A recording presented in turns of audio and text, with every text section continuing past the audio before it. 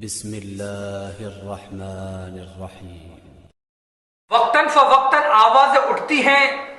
لوگ کہتے ہیں مخالفین شیعت کہ شیعوں نے امام حسین کو قتل کیا اور اسی لیے یہ امام حسین پر روتے ہیں۔ ایک شخص وہابی نے مرد شیعہ پر اعتراض کیا اور کہا آپ جو امام حسین پر اتنا زیادہ روتے ہیں، اتنا زیادہ گریہ کرتے ہیں، اتنا زیادہ آہو بکا کرتے ہیں، اس لیے کہ آپ جو اتنے زیادہ احساسات رکھتے ہیں، آپ کے بزرگوں نے امام حسین کو آپ کے اجداد نے کربلا میں قتل کیا تھا اور آپ ان کی غلطیوں پر پشیمان ہوتے ہیں اور یہ آپ پر اللہ کی طرف سے عذاب ہے کہ آپ قیامت تک امام حسین پر روتے رہیے گا، اس لیے کہ شیعوں نے آپ کے بزرگوں نے امام حسین کو قتل کیا تھا۔ مرد شیعہ نے کہا کہ آپ یہ تہمت، یہ نسبت کس دلیل کی وجہ سے دے رہے ہیں؟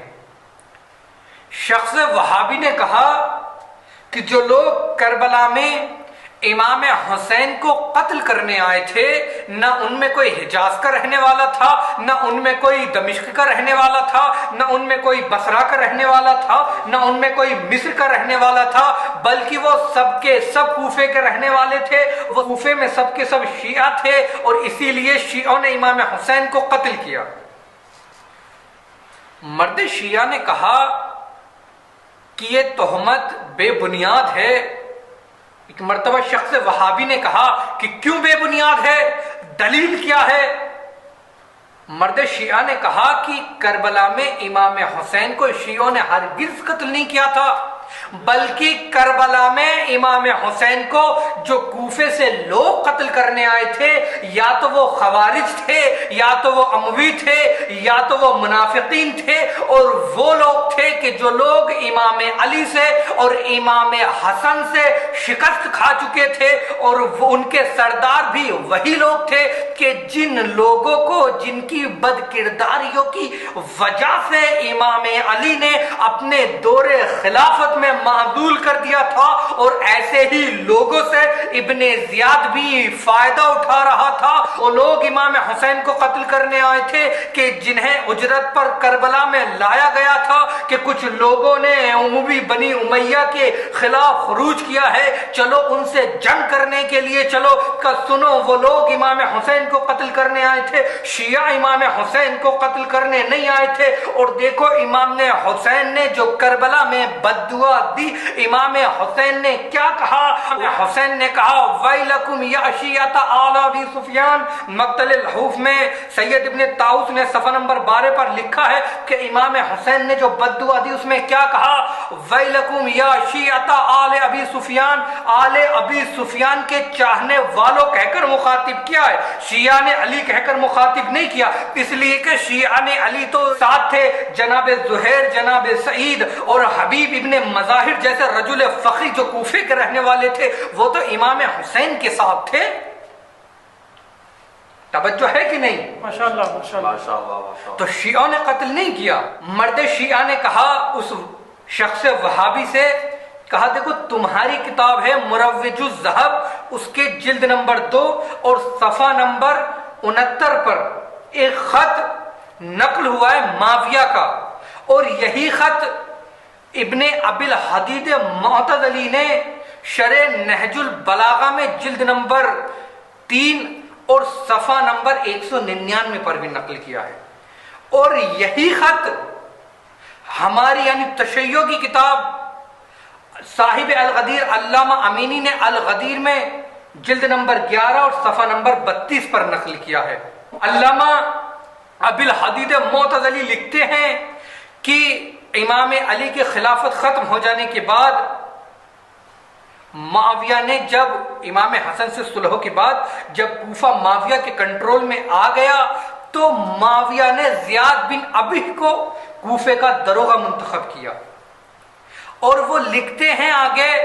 شرح نہج البلاغہ میں اور مروج الذہب میں بھی ہے کہ معاویہ نے ایک خط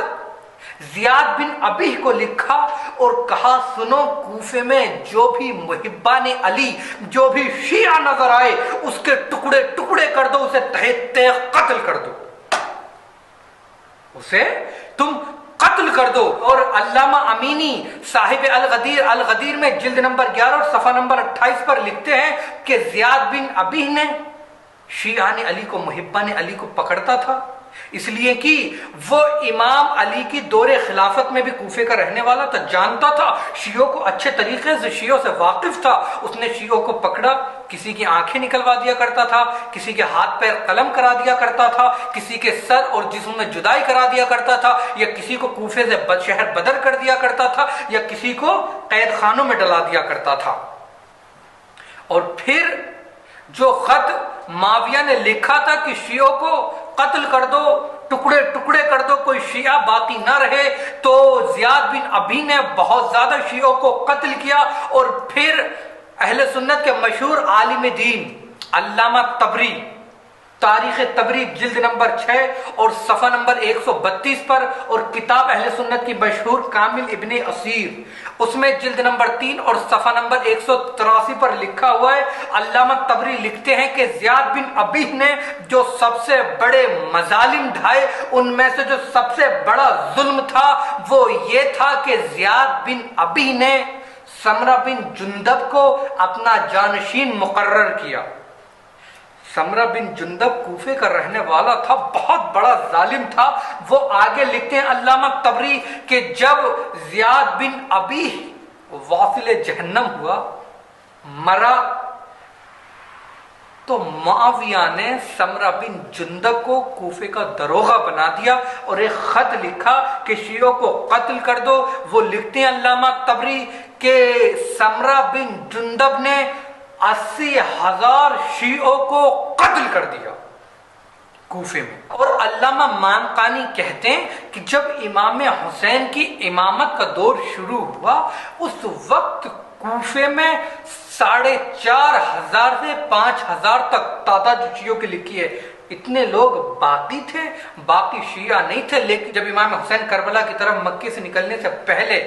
ابن زیاد نے 4,500 شیعوں کو قید خانے میں ڈلا دیا، اور جو بڑی شخصیات تھی اثر و رسوخ رکھنے والی، انہیں قتل کرا دیا یا ان کے ہاتھ پیر کٹا کر انہیں شہر بدر کرا دیا۔ جو چند ایک شیعہ تھے رہ گئے تھے چھپے ہوئے، وہ کربلا میں امام حسین سے جا ملے، اور ورنہ باقی شیعہ جو موجود تھے انہیں ابن زیاد نے قید کرا رکھا تھا، جس میں جناب میثم تمار بھی موجود تھے، جناب مختار بھی موجود تھے، یعنی کہ 4,500 شیعوں کی تعداد لکھی ہوئی ہے جنہیں قید خانے میں ڈال دیا گیا تھا۔ اور جو کوفے سے لوگ گئے تھے امام حسین سے جنگ کرنے، جو لوگ گئے تھے کوفے سے، وہ یا تو خوارج تھے یا منافقین تھے، یا وہ لوگ پیسوں پر آئے تھے، اور جو لوگ امام علی سے شکست کھا چکے تھے، جنہیں امام علی نے معزول کر دیا تھا اپنے دور حکومت میں، وہی لوگ دشمنی اپنے دل میں رکھے ہوئے یزید کے حمایت میں آئے تھے۔ اور جو لوگ شیعوں پر یہ بے بنیاد باتیں کرتے ہیں، انہیں جاننا چاہیے